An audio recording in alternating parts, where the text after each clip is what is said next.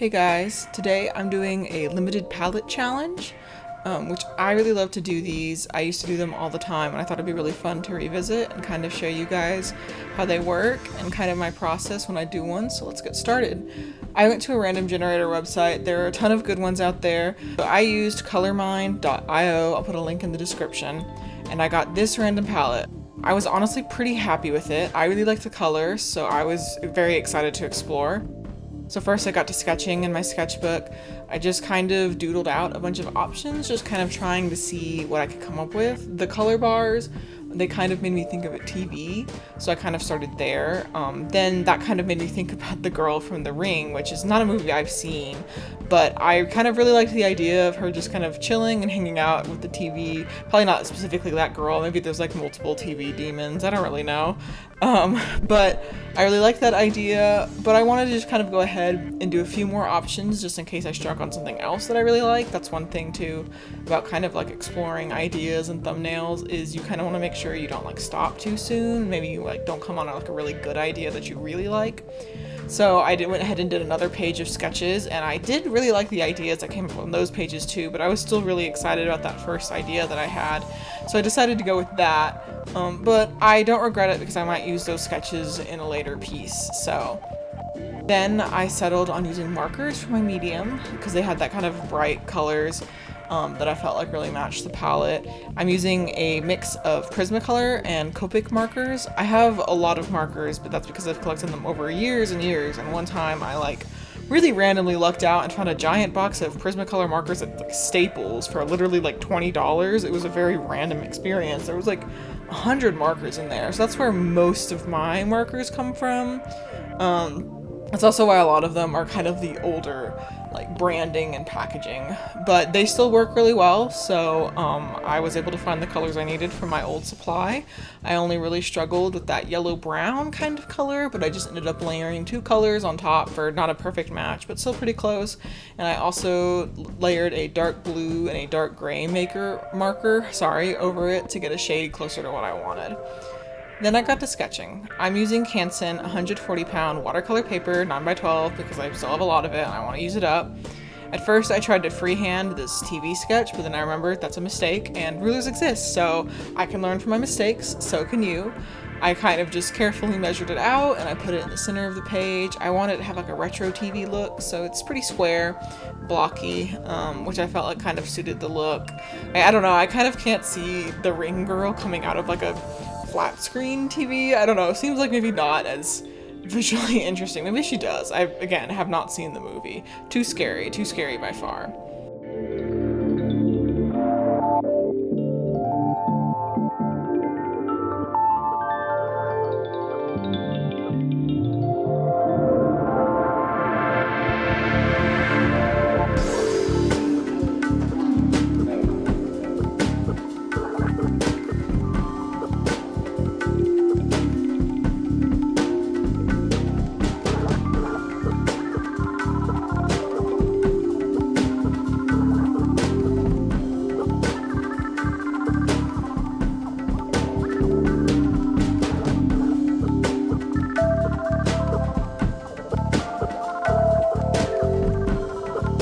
Then I got to work. I almost started with the red, and then I decided that I needed to start with the lightest shade to make sure I could kind of lay that down and get it right first, and then I could be careful about not to bleed into the other areas too much.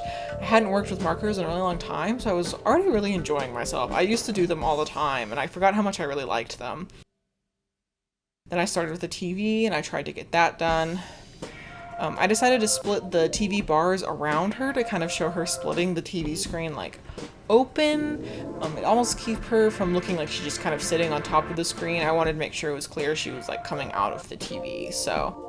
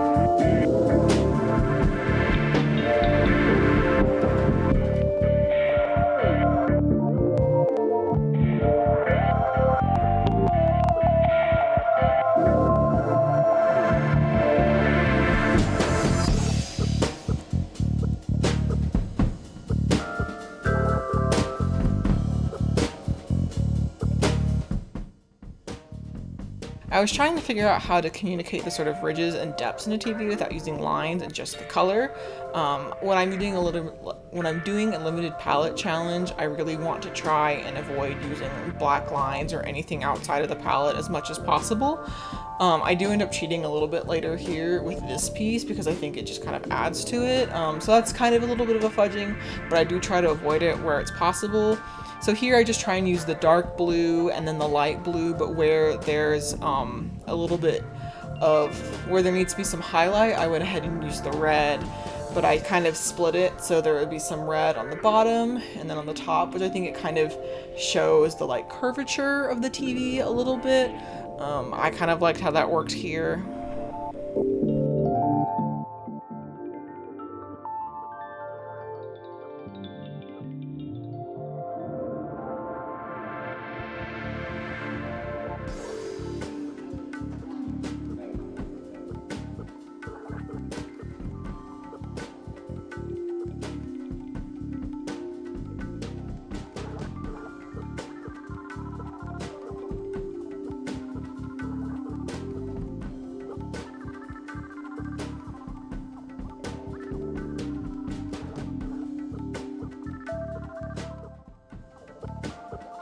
Then I got to work on my girl, just hanging out, just vibing.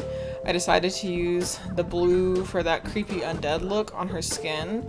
I did realize that here it was going to be a bit of a struggle to show like delineation and like the fingers and stuff with just my colors, because markers, they just kind of bleed a little bit, you know? It's kind of really hard to get really crisp edges with just your markers.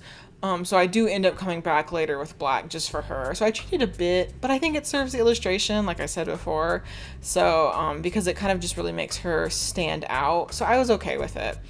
I wanted to really make it seem like she was sort of coming towards you. Ooh, I don't know why I did that.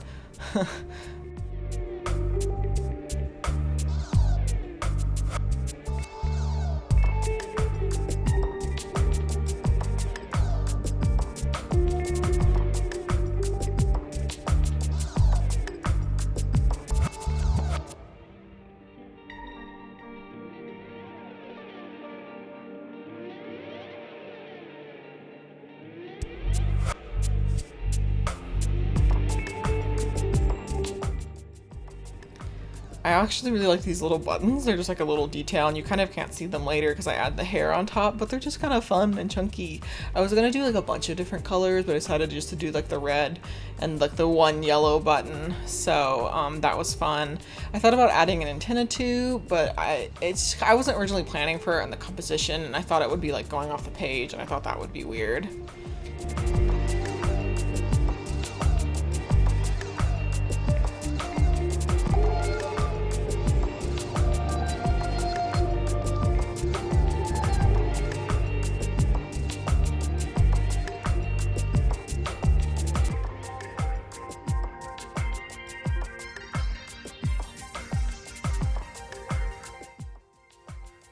Okay, so then I was filling in my background, and then tragedy struck and my marker started running out of ink.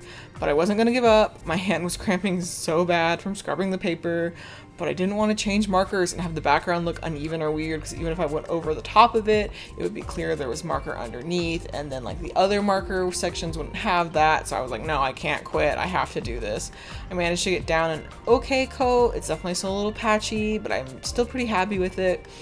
I have in the past revived dried up prismacolors with rubbing alcohol, but I didn't have any on hand, so maybe next time, or when I get some, I can try and go back over it again. So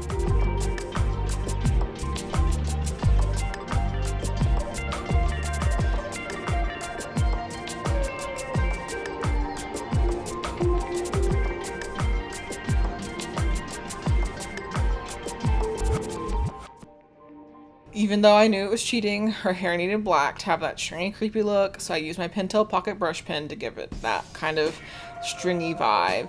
I also added some lines to her just to define her a little more clearly, like I said. I think it really helps the piece, and it's just black, so I don't mind it too much.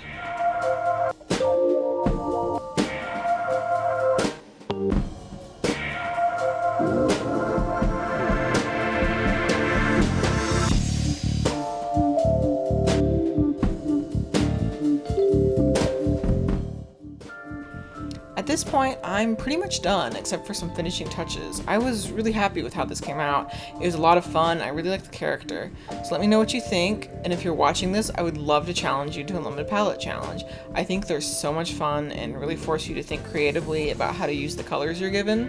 If you do one, please let me know. You can find me on Instagram and Twitter, so you can tag me on there, and I'll be really happy to see what you do.